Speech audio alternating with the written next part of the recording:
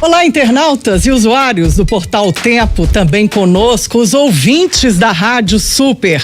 Estamos começando a live do Tempo, que nesta semana retrata as entidades, a representatividade das entidades mineiras em época de pandemia. Nosso entrevistado de hoje é o presidente do Sistema FIENG, Federação das Indústrias de Minas Gerais, Flávio Roscoe. Participe conosco pelo WhatsApp 988-100-917. O DDD é o 31. Ou pelo facebook.com/portal O Tempo. Curta nossa página, inscreva-se em nosso Facebook. No estúdio, o editor de economia, Carlon Aredes. Tudo bom, Carlon? Tudo bem, Helenice? Boa tarde, ouvintes e internautas, e obrigado, Roscoe, pela participação. Bom, quero dar o meu boa tarde ao presidente do Sistema FIENG, Flávio Roscoe. Boa tarde, Flávio. Muito obrigada por ter aceitado o convite da live do Tempo para participar desse bate-papo hoje. Boa tarde, Helenice. Boa tarde, Carlos. Eu que agradeço a oportunidade e todo o espaço que sempre o Tempo e a Rádio Super nos concedem aí, e para a gente levar informação para a população e para a sociedade como um todo. Com certeza, presidente Flávio Roscoe, a FIENG, ela representa 80 mil indústrias em Minas Gerais, que geram mais de 1 milhão de empregos diretos. Quais são aí os desafios e quais são as vitórias que o Sistema FIENG conseguiu ter nesses tempos de pandemia para o setor produtivo mineiro? Bom, a FIENG tentou trabalhar nessa pandemia em diversas vertentes. Uma delas é humanitária, ou seja, tudo aquilo que a gente poderia fazer para ajudar a sociedade nesse momento difícil. Então, nós fizemos uma campanha de doações e nessa linha a gente arrecadou já números próximos de 50 milhões de reais, onde estamos investindo em respiradores, hospitais de campanha e também diversas outras ações para mitigar o efeito da pandemia. Além disso, na esfera do SESI e do SENAI, nós colocamos nossos profissionais à disposição. Então, sob essa ótica, a FIENG passou a desenvolver respiradores juntamente com uma empresa mineira. Também criou um departamento de manutenção de respiradores, onde nós já consertamos quase 200 respiradores no atual momento, e distribuímos já de volta para todo o estado, né? Quem fez o trabalho do conserto de respiradores foi a FIENG, em parceria com o governo do estado, que apontou quais respiradores deveriam ser consertados. Além disso, nós estamos produzindo álcool gel e, em parceria com o Sindicato de Açúcar e Álcool, nós estamos doando tanto o álcool gel como o álcool 70%. A produção do SENAI já atinge uma produção razoável, né, de 2.000 litros dia para os hospitais. Além disso, o setor de açúcar e álcool, esse tem uma capacidade produtiva muito maior, já doou quase aí 1 milhão de litros, mas de maneira coordenada conosco, para os hospitais, para as prefeituras, para todos aqueles que precisam do álcool gel, do álcool 70%. Estamos produzindo também máscaras aí sobre 2 vieses, né? Tanto habilitando e capacitando o setor produtivo para produzir máscaras, que tem já máscaras de tecido. Nós já temos aí quase uma produção diária em Minas Gerais da ordem de 1.200.000 máscaras. E, além disso, estamos fabricando máscaras hospitalares no SENAI e distribuindo gratuitamente também para toda a rede pública e filantrópicos do nosso estado. Então, a FIENG vem atuando tanto para coordenar o sistema produtivo nas ações, como ela também executando suas próprias ações. Além disso, coordenamos ações junto com as empresas industriais que fizeram aí já mais de 80 milhões de reais de investimento no seu conjunto, com a coordenação da FIENG, em aí investimentos próximo das regiões de atuação dessas indústrias, que também para combater a pandemia. Então, boa parte do esforço de combate da pandemia no nosso estado vem sendo feito com a coordenação do governo do estado, mas com a ajuda das indústrias, dos industriais e da FIENG. Tem sido um papel. Então, essa é a vertente humanitária. Tem a vertente defesa de interesse das indústrias, que é nós analisando o cenário macroeconômico, o que a gente pode fazer para melhorar em termos de legislação, para que o governo possa, nesse momento, tornar a vida das empresas mais fáceis.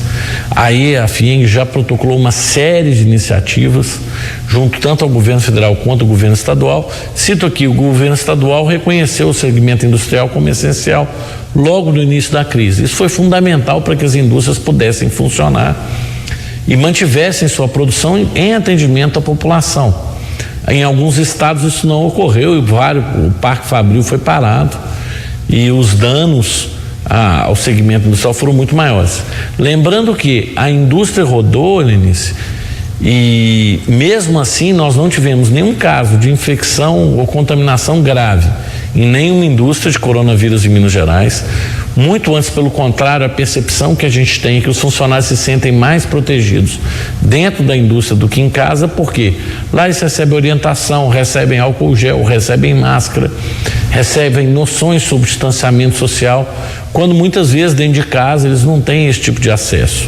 Então houve muitos percebem que estão mais seguros na indústria do que em casa, quando naquele momento em casa, às vezes casas pequenas, com grande volume de pessoas entrando e saindo e acabam se expondo mais. E, na verdade, ao ir à empresa trabalhar, eles também têm informações mais adequadas de como combater o vírus. Então, a gente percebe claramente que a atividade industrial não prejudica em nada a evolução da doença no nosso estado. Haja visto que Minas Gerais foi o estado onde a indústria não parou e está entre os 3 estados com menor índice da doença. Então, Rosque, até sobre isso está falando. Governo, a própria. Pois não. Até sobre isso está falando, da questão da indústria aí, da retomada, as que não fecharam e os que estão abrindo agora, que alguns municípios estão relaxando mesmo o isolamento. Por ser um setor muito intensivo em mão de obra e muito presencial, medidas como teletrabalho e home office é até um pouco mais complicado de ser implantado, né?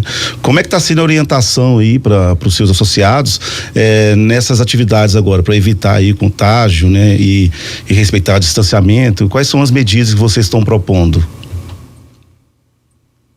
Não, nas unidades fabris não tem muita condição de ter teletrabalho nem trabalho à distância, já que os operários trabalham com máquinas, né, na presença integrada do sistema de produção. Mas nas atividades de meio, quer dizer, as atividades de escritório que dão suporte à atividade de produção, essa sim já é um grande contingente industrial trabalhando, fazendo trabalho à distância. Então, na verdade, foi feita uma cartilha com todas as orientações com os industriais. As indústrias que têm grande contingente de funcionários no administrativo, a maior parte delas está trabalhando com home office, ou seja, preservando aquela força de trabalho, porque ela pode sim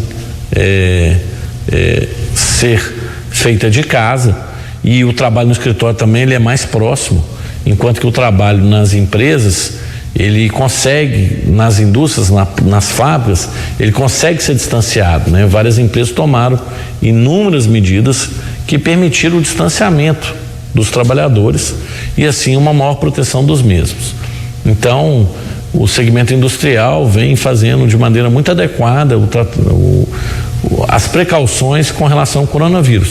Tanto é que, volto a dizer, nós não tivemos nenhum caso de indústria no estado de Minas Gerais com um grande número de trabalhadores infectados até o momento.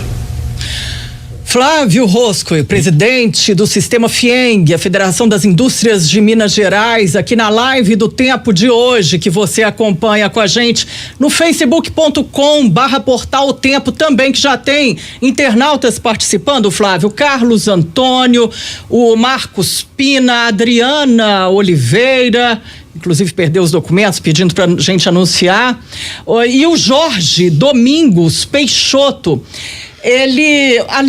O Jorge Domingos Peixoto pergunta: presidente, quais os modelos de negócios atuais podem sumir e quais têm chances de crescer nesse pós-pandemia, Flávio? De fato, o que a pandemia veio nos ensinar, deixar de legado, é que parte daquilo que é feito presencialmente pode ser feito à distância. E com isso, o comércio eletrônico, o comércio online, o comércio via mídias sociais, vai ser muito mais forte do que vinha até o presente momento. Vai haver uma aceleração do processo de digitalização do comércio, do varejo, enfim, até mesmo das relações das pessoas, né? Então, vários segmentos vão ser transformados totalmente. Muito fácil de se perceber é a companhia aérea, né? Com esse monte de reunião hoje à distância, quanto vai cair as viagens empresariais, viagens de negócio? Quantas pessoas saíram de uma cidade uma a outra para fazer uma viagem? E antes era considerado até falta de etiqueta você fazer ou seja, você não está prestigiando o interlocutor fazendo a distância, né? Parecia para a pessoa que sugeria, tipo assim, não, eu não vou até você, né? Então era considerado em alguns casos até um certo grau de ofensa. Então tinha alguns tabus no mundo dos negócios que com essa pandemia vão cair. Um deles é esse. As reuniões, eu acredito que boa parte das reuniões de negócio deixarão de ser presenciais e muitas delas serão à distância. Mas tem algum segmento da indústria que vai ter que se reinventar, Flávio? Olha, eu acho que vai ser mais no comércio. O que a indústria vai ter que se reinventar é dela acessar direto o consumidor. O grande mudança da indústria, eventualmente, é dela vender online, dela vender eletronicamente. Porque o canal da indústria de comércio é B2B, a indústria vende de empresa para empresa, a empresa não vende para o consumidor, né? E talvez agora a indústria passe a vender para o consumidor direto. Isso já está acontecendo na pandemia e tende a acontecer mais ainda pós-pandemia. E qual setor, Rossi, que seria mais beneficiado com essa venda direta do consumidor? Quem mais poderia, qual o setor que seria mais beneficiado? Todos os setores de bens de consumo, né? Todo mundo que fabrica direto produtos que o consumidor já compra, quem fabrica produtos intermediários não tem essa opção, né? Porque você fabrica uma matéria-prima de outra indústria, você vai continuar vendendo para a indústria. Mas quem fabrica o produto final, por exemplo, você fabrica um sapato, você vai poder entrar online e talvez haja um mercado maior do que haveria antes.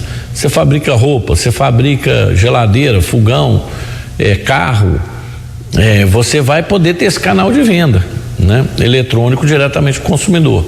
Isso pode trazer uma redução de custo para o consumidor, porque você acaba cortando o intermediário, que no caso seria uma parte do comércio, né? Nem todo comércio pode acontecer isso, mas uma parte sim.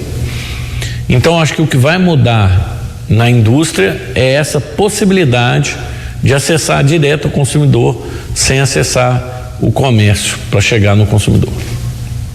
Ô Flávio, o Mário Campos, ele que é o presidente da CIAMIG, o sindicato que representa, a associação que representa, filiada à FIENG, não é? Que representa as indústrias sucroenergéticas, ele mandou a seguinte pergunta: desde o início da pandemia, a sociedade percebeu uma FIENG muito atuante em diversas frentes.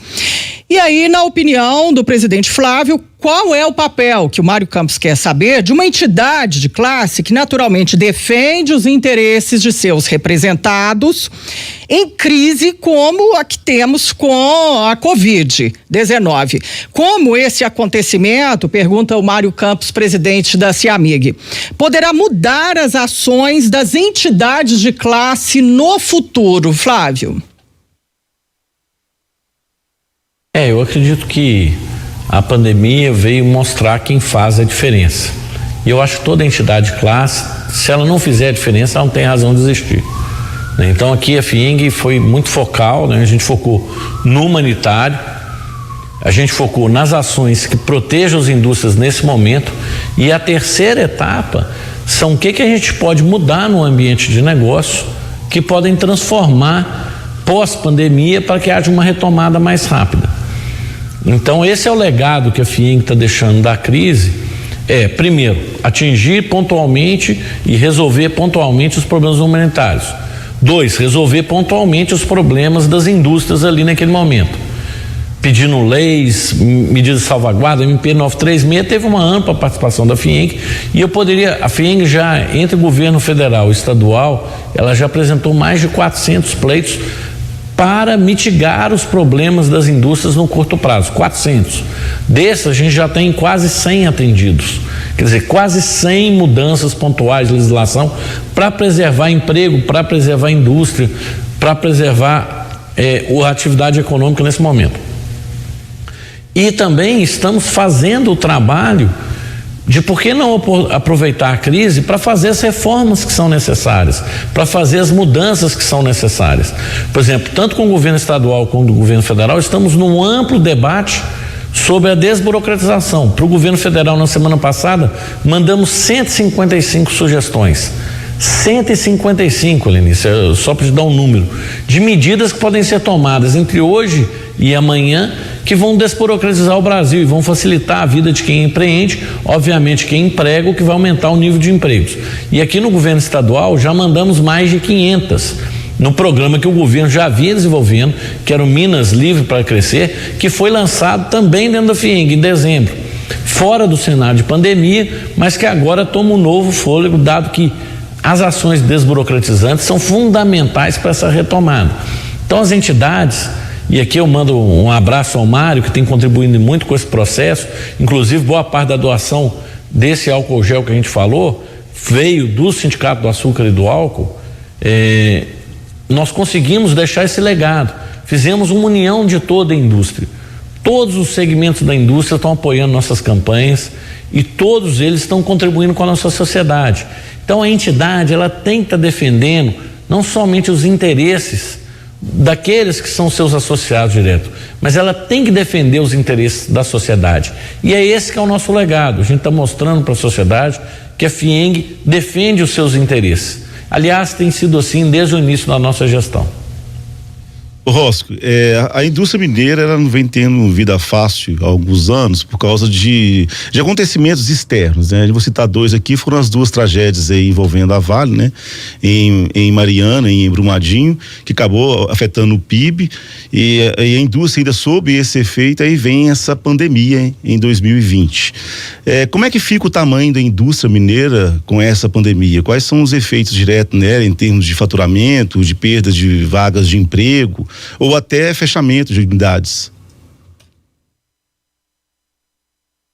Olha, essa é uma pergunta que ninguém sabe responder ainda, porque vai depender da duração da pandemia, né? Quanto mais tempo a pandemia ficar e a gente tiver sob medidas restritivas, mais aprofundado vai ser o impacto na economia. Ou seja, nós vamos ter danos de maior prazo, danos de longa duração. Então é vital que a gente haja rápido, que a gente estruture o Estado para poder combater a pandemia da melhor maneira possível, para que a gente possa restringir, liberar as restrições econômicas, porque aí o impacto vai ser menor. Nós estamos estimando uma perda no PIB no Brasil em torno de 6%. E no início a gente estava estimando uma perda até maior para Minas Gerais. Em função do tipo de atividade econômica que Minas Gerais tem, ela seria mais afetada que a média do Brasil. Mas agora nós já estamos revendo isso, porque as iniciativas que foram tomadas aqui em Minas Gerais, acertadas por parte do governo estadual, como por exemplo a manutenção da indústria funcionando. O que ocorreu nesse período? O segmento industrial todo caiu, mas a gente sente que como a indústria de Minas estava funcionando, ela acabou pegando pedido de alguns outros que estavam parados. Então a gente já sente que talvez Minas Gerais tenha uma perda nesse momento menor do que o restante da economia brasileira. Então talvez Minas Gerais tenha uma perda no PIB menor do que a média da economia brasileira, enquanto nós mesmos estávamos prevendo uma queda maior em função das características da economia mineira.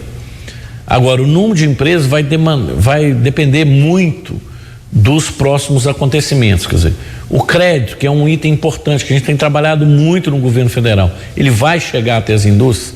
Se o crédito chegar, e agora nós vamos ter o FGO, entre outras iniciativas, a gente pode ter uma expectativa de ter um cenário menos crítico. Ou seja, mais empresas consigam sobreviver à pandemia. Então tem uma série de fatores quanto à duração da crise. Você vê MP 936, só a FIENG assinou acordos com os sindicatos que estão permitindo a preservação de 300 mil empregos. Olha só, dos nossos 1 milhão e quase 100 mil empregos que nós temos na indústria, 300 mil já estão garantidos em função de acordos, utilizando parte dos recursos do governo para manutenção dos funcionários que tiveram redução de jornada ou suspensão das atividades. Então, várias iniciativas estão sendo feitas e elas têm tido resultado. Você vê, essa questão da redução e da suspensão, nós já temos 9 milhões de trabalhadores protegidos por esse mecanismo. Isso provavelmente serão 9 milhões de desempregados. Só para comparar, os Estados Unidos até agora, no início da pandemia, ele teve 30 milhões de desempregados. Os Estados Unidos tem uma população quase 60% maior que a brasileira, só. E nós tivemos aqui 800 mil, 30 milhões para 800 mil. E a economia lá é mais forte que a nossa, né? Então, nós estamos atuando nisso de maneira mais eficiente. Se nós preservarmos os empregos e preservarmos a renda da população, que tem sido a preocupação da FIENG, nós vamos ter uma retomada mais rápida. Porque se as pessoas estão empregadas, elas têm segurança de consumir e elas voltam a consumir. Se elas têm renda e tem um programa hoje do governo federal que está auxiliando as pessoas com até R$600, elas também têm segurança de consumir. Então, a duração da pandemia vai ser determinante no volume de empresas que vai morrer, as ações que nós estamos tomando, e aí nós, eu digo, Federação das Indústrias, governos, a sociedade como um todo está tomando para mitigar os impactos econômicos da pandemia, e também as ações que estão tomando para estruturarem os nossos estados para enfrentar a pandemia. Então, isso tudo vai ser, esse conjunto de ações vai ser determinante para dizer qual estrago econômico nós vamos ter e qual vai ser a dificuldade na retomada. Acredito que o Brasil está saindo bem e, claro, dentro do desastre, porque na verdade é um desastre, dentro do desastre desenhado, nós teremos um desempenho melhor do que aquele projetado inicialmente. Presidente da FIENG, Federação das Indústrias de Minas Gerais, Flávio Roscoe, é o nosso entrevistado de hoje na live do Tempo. Presidente, agora tem uma pergunta do Yongshi Jin. Ele é CEO da Sam Metais, a mineradora que está aí fazendo um investimento bilionário em Minas Gerais.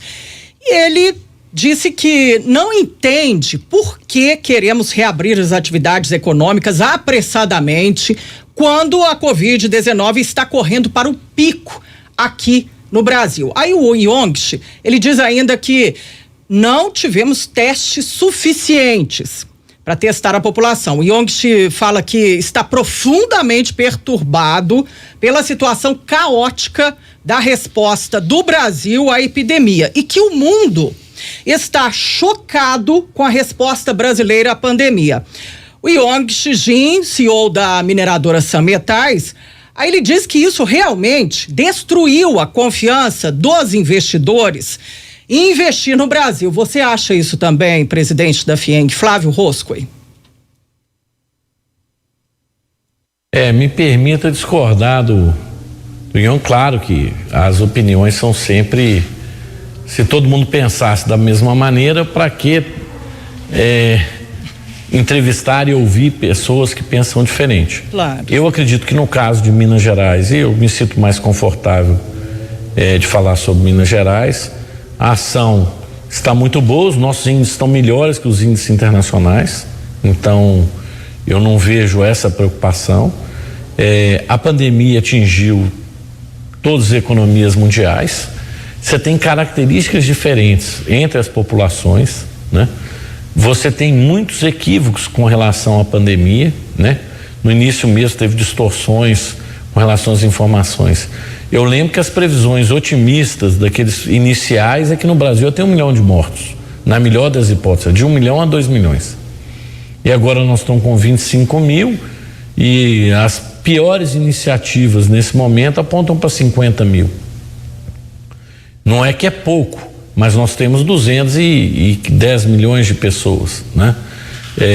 Então, percentualmente, não é tanto quando se previa no início, né? Mas você acredita que os investidores vão fugir do Brasil por conta desse resultado atualmente da pandemia aqui no país?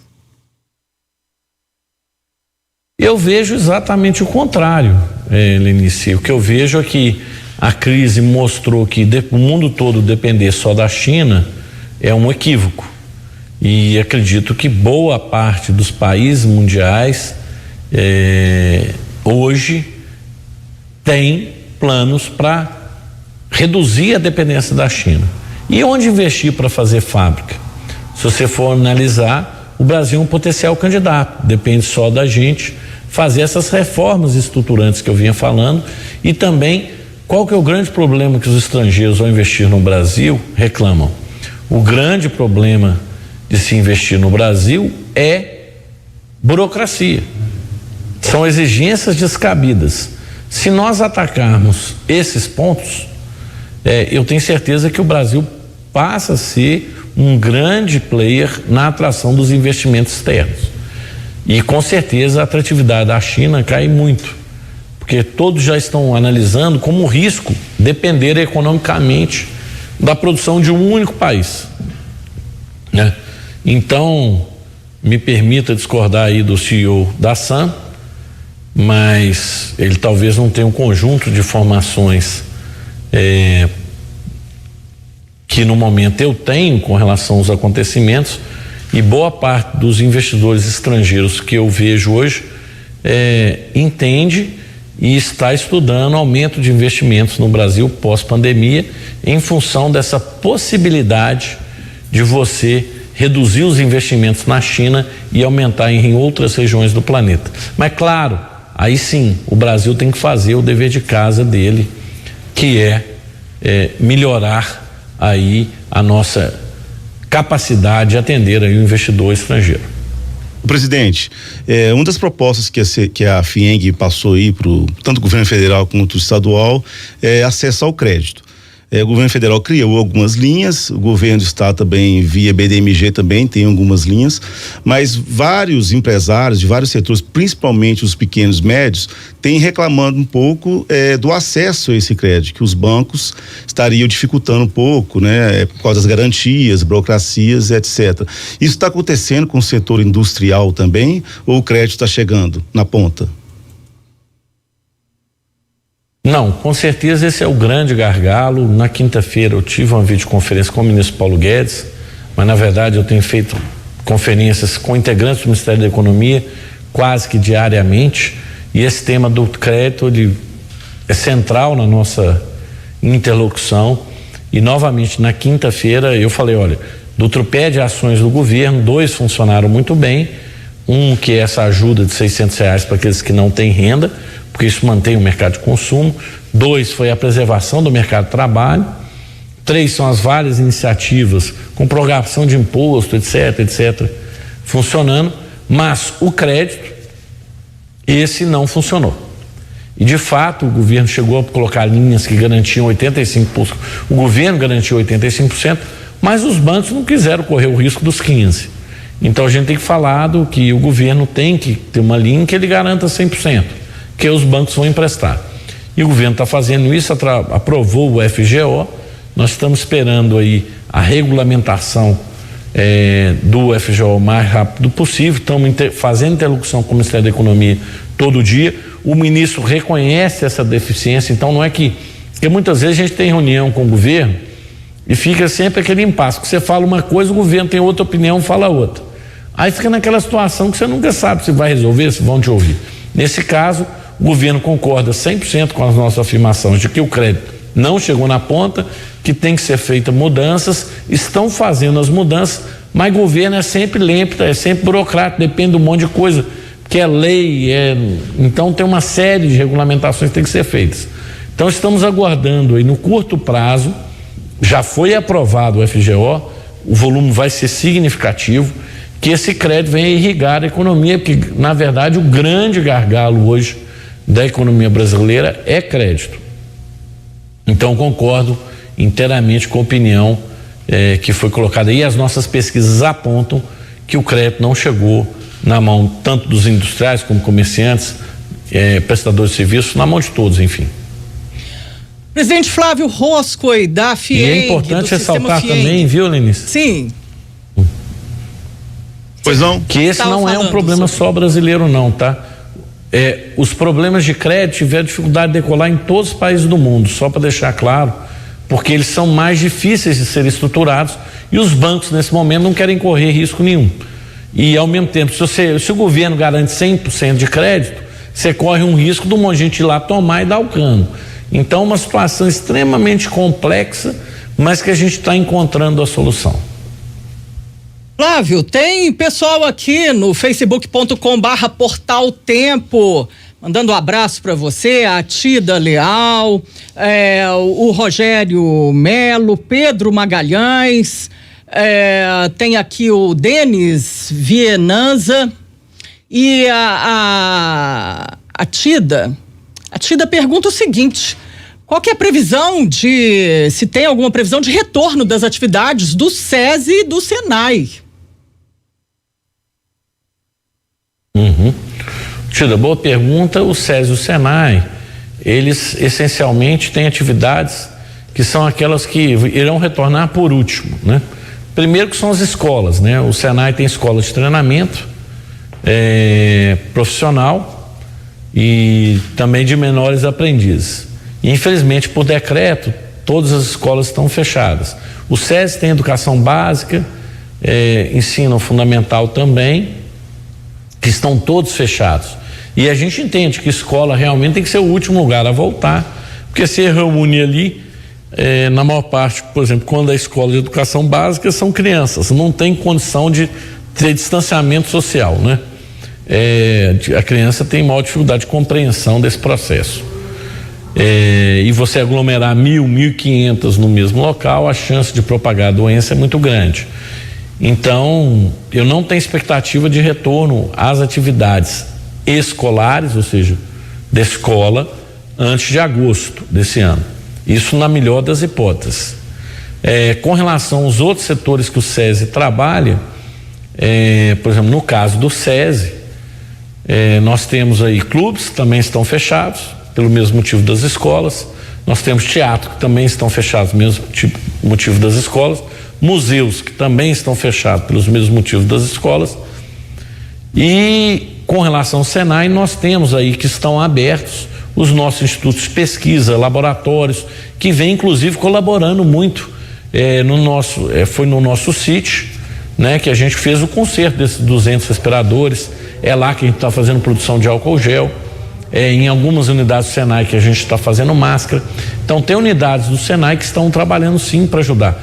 Em parte das unidades do SENAI que nós estamos fazendo peças para os respiradores que nós estamos trabalhando. Então, no SENAI você tem um amplo leque de atividades que ainda andam em andamento.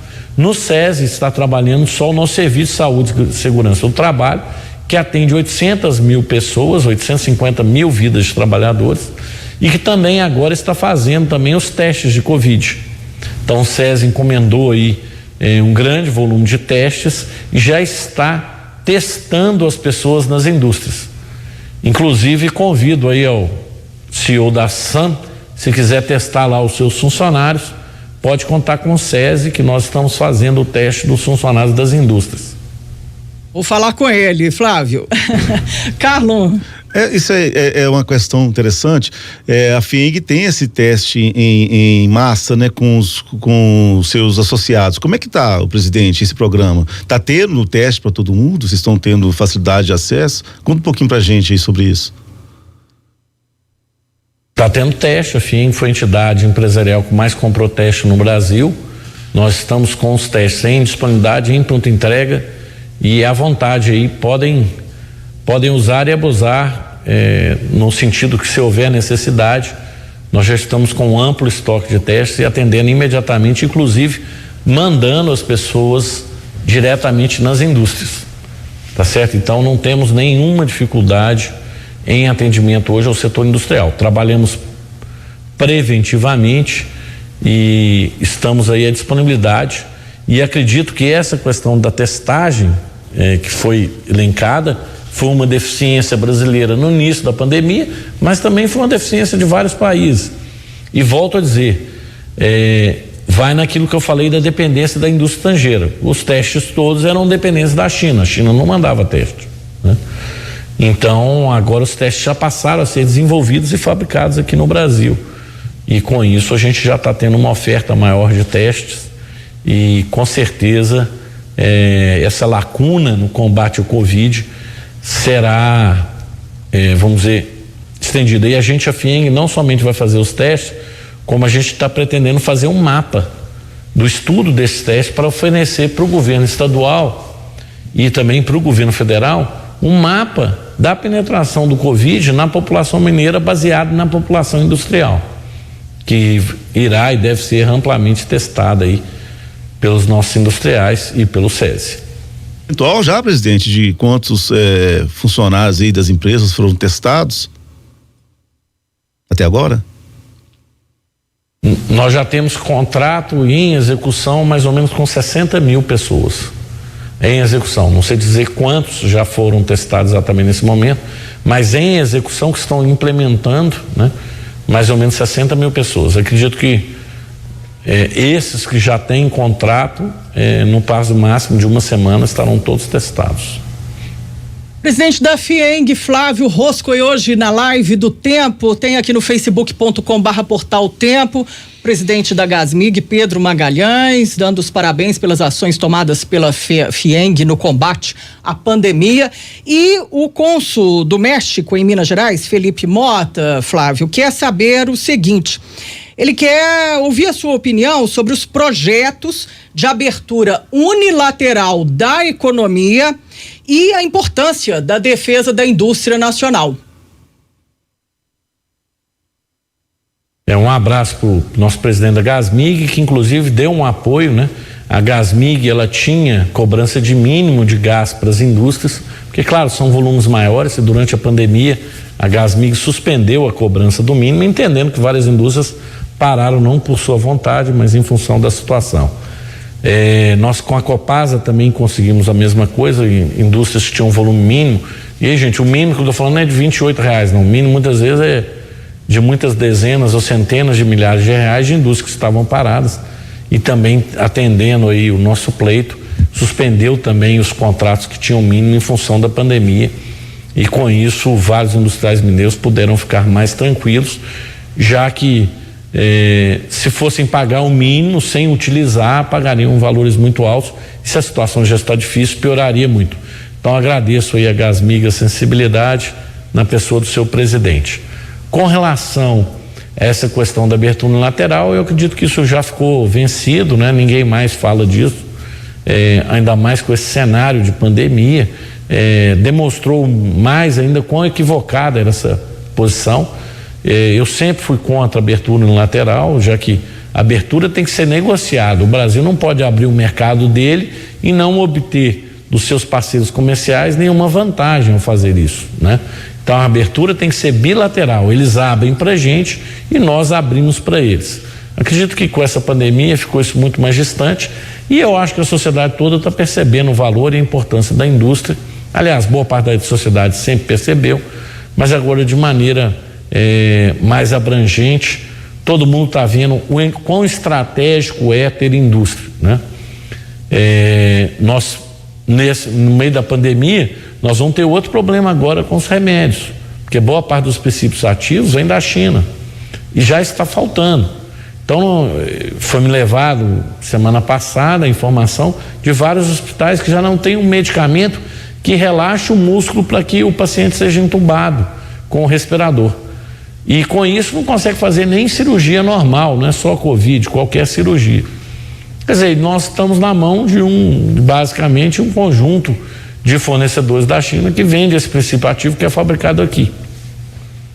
Então a gente vai ter que rediscutir até estrategicamente quão dependente nós podemos ficar do fornecimento de um único país, e eu acho que a pandemia serviu para trazer isso à tona, e tem produção de certos produtos que é estratégico ter no nosso país, porque na hora que a gente precisa, a gente não pode deixar a nossa população relegada a um segundo plano ou relegada às prioridades geopolíticas de outro país que não seja o nosso. E isso, infelizmente, está acontecendo hoje, nesse momento mesmo.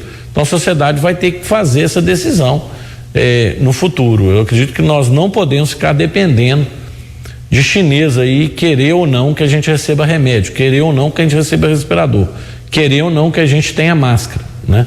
Então, esse é um ponto que nós temos uma indústria capaz de fazer isso. Eu acho que é hora de se rediscutir estrategicamente essa dependência nossa de muitos produtos chineses.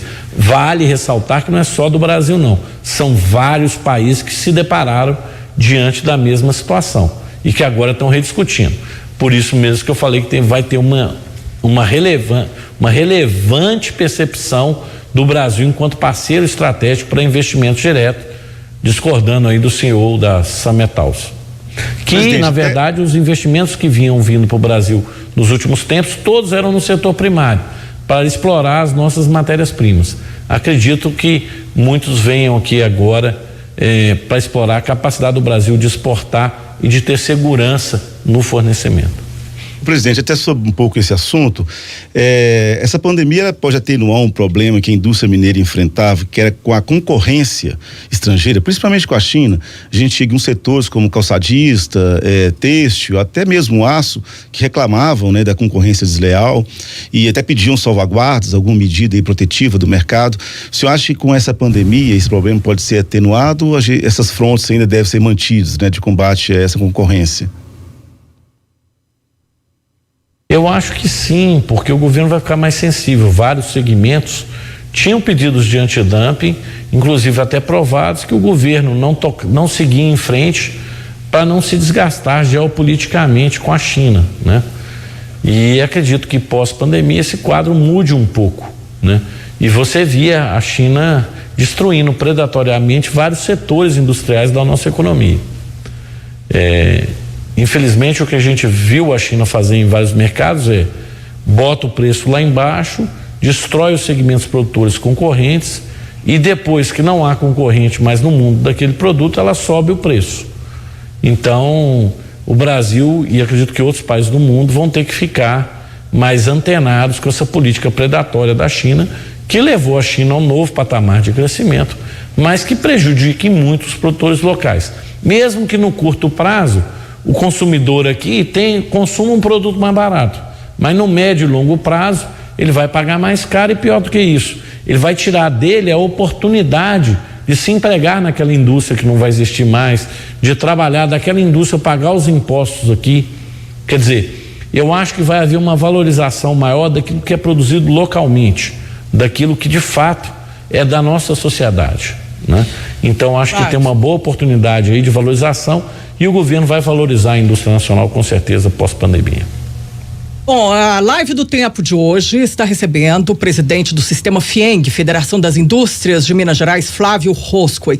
Tem uma pergunta agora, Flávio, do Décio Freire, fundador da Décio Freire Advogados, e ele quer saber sobre a Vale, que é o que se sabe está conversando com o Estado sobre um possível acordo sobre prejuízos causados pelas tragédias de Mariana e Brumadinho. Décio Freire, ele quer saber qual é a posição da FIENG sobre esta negociação para a reparação dos danos. A FIENG tem alguma participação em alguma forma aí nessa questão? É a pergunta do Décio Freire, Flávio.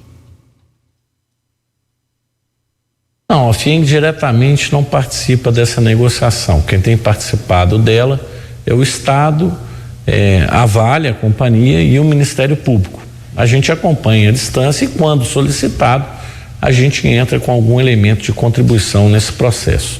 Acredito que ela já está bem adiantada, acredito que até onde os relatos me mostram existem algumas pendências, e aí solicito a todos esses negociadores que seria muito relevante que um acordo desse montante fosse firmado agora, pois ele seria anticíclico, né? Se a gente tivesse aí um volume extraordinário, o acordo com certeza mais de dezenas de bilhões de reais, nesse caso, né? Eu não vou falar se é 10, é 15 ou se é 20, porque eu não sei exatamente qual a cifra, mas é um acordo dessa ordem, de investimentos em Minas Gerais, seria fundamental. Até onde eu tenho conversado com os executivos da Vale, a Vale quer fazer acordo, tem algumas pendências aí, ao que parece, de parte do Ministério Público e eventualmente do governo também, eu não sei com maiores detalhes, mas dos executivos da Vale, eu escuto que querem fazer o acordo imediatamente. Do governo eu também escuto, não ouvi recentemente do Ministério Público, mas eu peço a todos que seja dado o senso de urgência que é necessário para esse acordo nesse momento. Se nós tivéssemos aí, por exemplo, um investimento de 15 bilhões de reais em Minas Gerais, nesse momento de pandemia, muitas pessoas que estão sem emprego poderiam voltar a ter emprego. Parte da nossa infraestrutura que está em situação precária e que impede a nossa competitividade poderia ser retomada. Inclusive, alguns investimentos são em hospitais, são em obras de saneamento, que são vitais para a nossa economia, e outros são na infraestrutura rodoviária do nosso estado. Então, eu acredito que esse acordo seria muito importante nesse momento, que ele fosse celebrado, porque ele será anticíclico, ou seja, ele servirá para uma saída mais rápida de Minas Gerais da crise.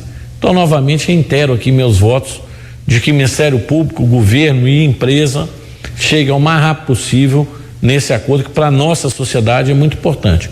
Hoje, impedir ou prorrogar ainda mais esse acordo é deixar uma oportunidade fundamental para Minas Gerais passar.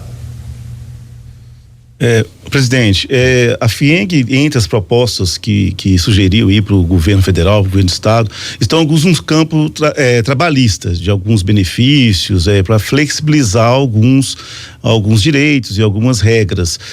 Vocês avançaram nisso? Parece que tinha uma proposta que até postergava o pagamento de um terço de férias, e outros até que pediam suspensão de fiscalização por 90 dias da Justiça do Trabalho. Isso foi para frente? Os pleitos principais nossos na área trabalhista foram a MP 936, que é a suspensão eventual de alguns contratos de trabalho com pagamento de parte do salário por parte da empresa e a outra parte por parte do governo, e os empregados ficariam sem receber uma parte também. Esses pleitos foram atendidos, tanto na redução de jornada também. Com isso a gente preservou os empregos, né? Porque o risco maior é se o governo não acenasse com nenhuma participação, as empresas iriam demitir em massa. Então isso foi um pleito bem sucedido. Agora, na própria MP 936, a FIENG conseguiu ali incluir, com o apoio dos trabalhadores, dos sindicatos de trabalhadores, a garantia, porque, por exemplo, várias empresas vêm dando participação nos lucros para os funcionários. E isso passou a ser questionado pela Receita Federal, que entendeu que não era uma verba que deveria incidir sobre ela os encargos, enquanto nunca incidiu e colocava em risco esse instrumento da participação nos lucros. Nós colocamos na PL, com apoio dos funcionários, que as participações nos lucros não têm incidência de tributos. Com isso a gente preserva esse instrumento. O mesmo vale para o ticket de refeição e ticket de alimentação, que a Receita também passou a interpretar que poderia incidir tributos sobre eles. Ou seja, a tributação dessas vias de remuneração indireta praticamente inviabilizaria elas. Nós estaríamos, por exemplo, mandando os trabalhadores de volta à marmita, né? Que não é algo que ninguém deseja. Então defendemos, o Congresso apoiou, tanto a oposição, o relator do PCdoB apoiou. Foram um pleito de comum acordo da FIENG com os sindicatos, para que nesse momento fossem preservados. A MP 936 foi aprovada com esses conteúdos, dá segurança jurídica para a empresa e dá segurança para o trabalhador de continuar recebendo esses benefícios. Então também a FIENG entrou com algumas medidas de curto prazo. 90 dias de fiscalização do Ministério do Trabalho é um prazo muito pequeno, só dura enquanto dura a pandemia, porque não dá para as empresas. Por exemplo, muitas empresas estão trabalhando com seus escritórios de home office. Como é que elas vão ficar atendendo fiscal nesse momento, né? Então são medidas visando a segurança não de nenhuma maneira fragilizando a fiscalização ou fragilizando nenhuma segurança dos trabalhadores. Pelo contrário, o trabalhador que vai estar atendendo o fiscal vai estar exposto a gente de fora nesse momento. E, geralmente, quando os fiscais vêm, eles pedem um monte de documento, um monte de negócio, querem visitar, querem ir. Então, cria uma dificuldade maior, enquanto nesse momento várias estruturas da empresa não estão funcionando. E nós não pedimos 90 dias de prorrogação só na área trabalhista, não. Nós pedimos em todas as áreas, nas obrigações acessórias, porque como é que você vai entregar um monte de relatório para o fisco enquanto está todo mundo de home office, as pessoas mesmo sem dificuldade, com dificuldade de acesso aos documentos? Porque tem locais que a situação é um pouco mais crítica. Então nós pedimos esse prazo em todas as esferas. Flávio Rosco, presidente do Sistema FIENG, hoje na live do Tempo, já chegando ao final, mas tem perguntas aqui, Flávio, sobre privatizações no estado. A pergunta da Fernanda Linhares de Carvalho Pereira, no portal otempo.com.br, ela diz que a estatal Codemig é um grande parceiro da FIENG em alguns de seus projetos, feiras, acionista direta e indireta de indústrias para dinamizar o crescimento e incrementar a participação da indústria tecnológica mineira no cenário econômico mundial. E a Fernanda pergunta: a parceria da Codemig com a FIENG, que foi forte na gestão 2015 e 2018, você é a favor da privatização da Codemig? Como essa privatização atinge a indústria mineira e a FIENG? Assim também como tem perguntas aqui perguntando se você é a favor da privatização da CEMIG e da Gasmig também, além da Codemig. Bom, as estatais mineiras, quando foram criadas, tiveram importante missão naquele momento de desenvolvimento do nosso estado. E eu acho que essa missão foi cumprida, né? Naquele momento não haveria outra maneira de não, se não fosse a CEMIG, de criar uma ampla eletrificação do estado. Ou seja, se não fosse o estado mesmo tomando a frente. Essa não é a realidade. Então, no atual momento, nós aqui a todo tempo temos sempre dificuldades, ao mesmo tempo que temos um excelente diálogo com a CEMIG, mas sentimos dificuldades muitas vezes. Empresas querem fazer investimento em Minas Gerais e não tem energia disponível, não tem rede disponível, né, para fazer esse investimento. Então a gente sente que a capacidade de investir do estado acabou e que agora a gente tende e deve desejar que o setor privado faça isso, ou seja, que o setor privado cumpra esse papel. Então, nós estamos defendendo sim as privatizações de Codemig, de CEMIG, de Copasa, por entender nesse momento que elas são fundamentais para o novo ciclo de desenvolvimento do Brasil. Então, no que tange, e de Minas Gerais, obviamente, no que tange a essas opiniões, por melhor que sejam as nossas relações com todas essas entidades e empresas que são boas, com quem mantemos sempre um diálogo fluido, a gente entende que seria relevante, porque o Estado não é um bom gestor, né? As empresas acabam com amarras muito grandes quando são geridas pelo Estado. A própria burocracia para se combater a corrupção acaba sendo muito grande e impede que essas empresas voem mais alto. Eu acredito que a CEMIG irá voar muito mais alto privado. Acredito que a Copasa irá voar muito mais alto privado. E acredito que a Codemig tem um potencial enorme também na sua privatização de fazer uma transformação no cenário brasileiro. E aí eu não estou dizendo que essas empresas já não fazem o seu papel. Eu estou dizendo que em alguns casos o Estado já não é mais capaz de financiar esse desenvolvimento. Então, que a privatização vem com o objetivo de que o investidor privado possa fazer os investimentos e aí todos nós mineiros vamos poder aproveitar desses investimentos.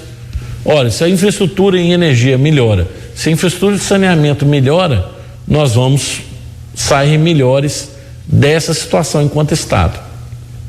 Então, a opinião da FIENG é de ser favorável às privatizações.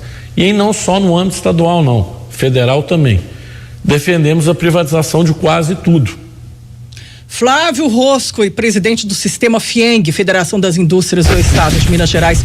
Quero agradecer a sua participação, ainda tenho aqui várias perguntas, inclusive o deputado Gil Pereira perguntando sobre respiradores em todo o estado e qual a previsão para a região norte, e várias perguntas também no WhatsApp ainda, mas a gente marca uma outra live com você, tá? Para fazer mais perguntas. Obrigada pela participação, Flávio. Combinado, Helenice. Fica aí o meu abraço, só para esse tema respirador, eu sei que é um tema muito central, só uma palavrinha, é o seguinte: FIEM vai doar 1.600 respiradores para o estado, e deputado Gil Pereira, pode ter certeza que a região norte vai receber, o senhor é um amplo defensor. Quero agradecer também ao Décio, ao Pedro, que fizeram perguntas e enriqueceram aqui a nossa entrevista. Obrigada, Flávio, até uma próxima live, com certeza. Obrigado, Helenice, obrigado, Carlos. Carlos, muito obrigado, um grande abraço a todos. Para você também, Flávio, bom trabalho aí, não é? Nessa jornada. Carlos, temos que terminar, não é? Obrigado aí pela participação também. De nada, Helenice, grande abraço. A gente teria assunto aí pro dia inteiro, né? Obrigado, Flávio, grande abraço aí ao nosso internauta e nosso ouvinte. Até amanhã. Bom, eu agradeço a sua participação mais uma vez, e amanhã tem live do Tempo com o presidente do Sistema FAENG, a Federação da Agricultura e Pecuária de Minas Gerais, Roberto Simões. Eu te espero, hein? Às 2 da tarde. Até lá.